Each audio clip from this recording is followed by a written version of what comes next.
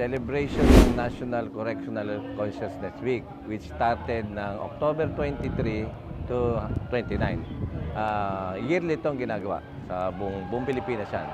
Ang Episcopal Catholic Bishop Conference of the Philippines ang nag-initiate nito para dun sa culminating event ng Prison Awareness Sundays on October 29, 2023. So lahat ay nagkakaroon ng special mass intended for the PDL o yung mga persons deprived of liberty.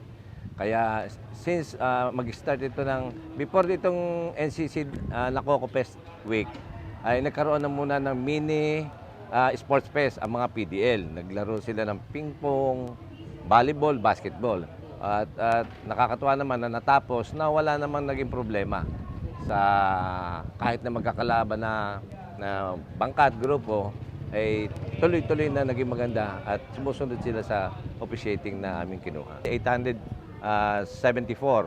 Out of 874, 63 yung mga female na PDL natin. 36 Prison Awareness Sunday on October 29, ito ay may temang The Correctional Community Journeying Towards in Mutual Support on a Mission of Love. So, ito yung pinaka-culminating event nitong Nakoko. Lang naman ni Warden ay lalo sa mga PDL, magsama-sama at huwag gagawa ng mga pinagbabawal at para maging normal at ang kanilang pagtigil dito sa ating piitan.